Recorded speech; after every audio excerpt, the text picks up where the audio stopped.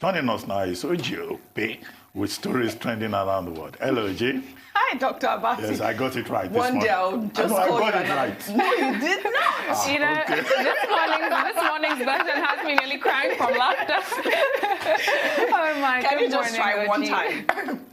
Oji Okpe. Fantastic. All right. Good morning, Lisa. How are Great you? to see you. Perfect. Well, good morning to you, viewers. We begin what's trending today in Nigeria. The video of alleged soldiers fighting Boko Haram terrorists, lamenting about the unsafe terrain they find themselves in the fight against the insurgents, have gone viral.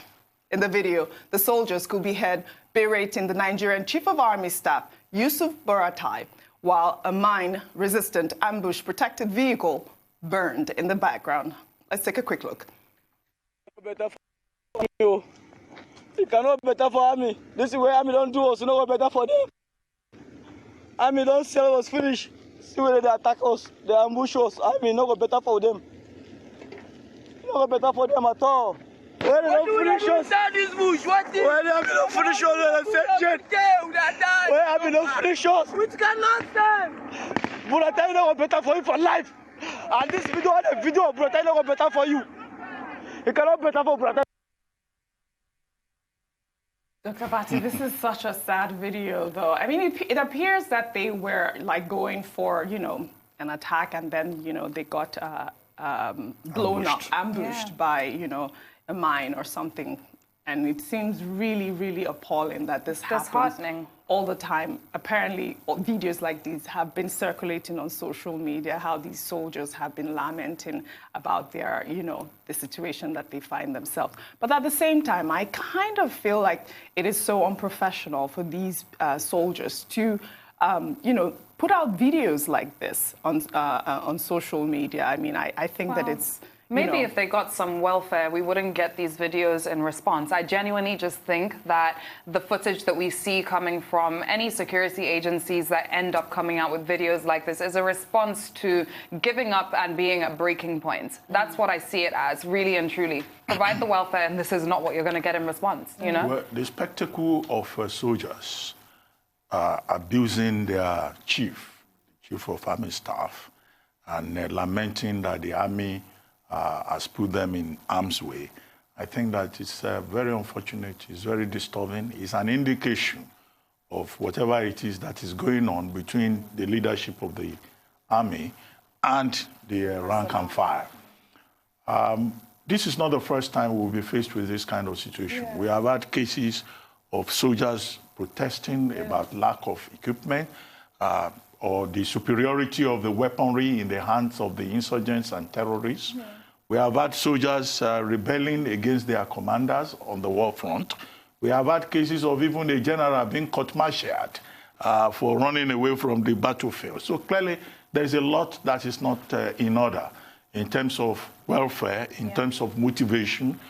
We've even had some of the soldiers in some previous accounts saying that they are battle-weary. Some of them are supposed to stay at the war front for just a short period and then be replaced. But some of them have been there almost permanently. Yeah. And that could have implications for their mental health, for their emotion. What we expect is that the Chief of Army Staff or the leadership of the Nigerian Army will take a look at this tape, not to victimize you know, the soldiers, because I saw there was a face that was shown. Correct. And that's such a person, issue. You know, could be another issue. Could be court-martialed. Let's take some for insubordination, for you know, embarrassing the Nigerian army. But clearly, something is not right. Correct. Let's take some reactions because it's trending on social media. One user, Felix, wrote, "If you take the Nigerian army to combat terrorism and insurgency in the north of Mali or any other sub-Saharan country, you will see how effective they can be. But why can't they combat insurgency in their own country with the amount of money invested into this war?" In response, another user wrote, "Boko Haram is a huge business venture among the military contractors, the big shots in the Nigerian army, and the top politicians.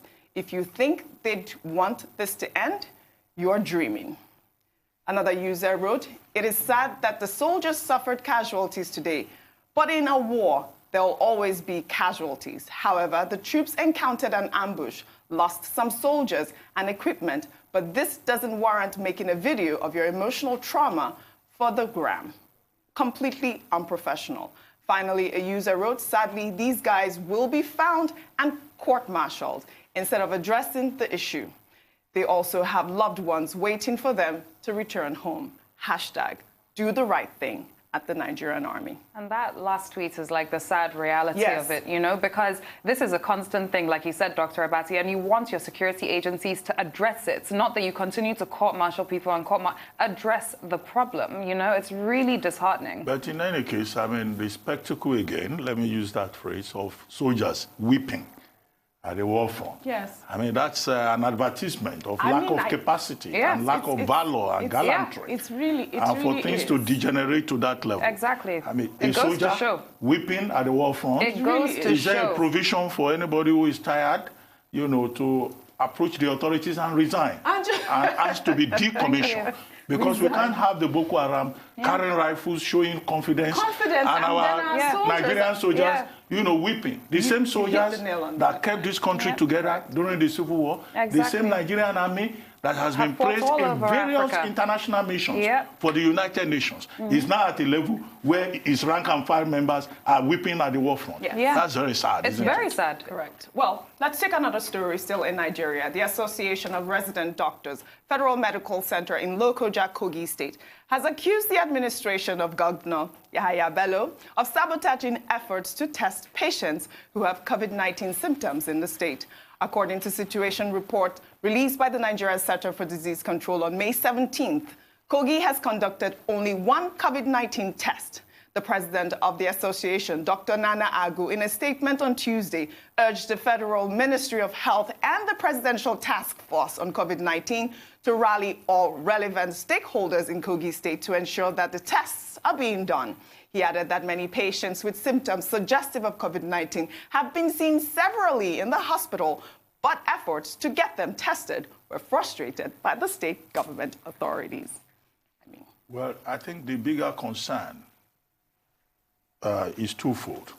One part of it is the fact that the governor of Kogi State has so far refused to cooperate with the federal government and the Center for Disease Control for there to be, you know, large-scale testing. Apparently, they said that they've tested 111 people. Well, that's his claim. Nobody else is involved. The report that NCDC has is that only one person has been tested, and that person tested negative. Correct. So clearly, the right thing is not being done in Kogi State. And this statement by medical workers in Kogi State is a confirmation.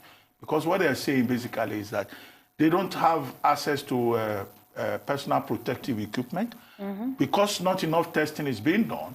When patients present symptoms that may be COVID-19 related or malaria related, there are no facilities for them to be able to determine all of that and establish the status of patients. So you put these medical workers at risk.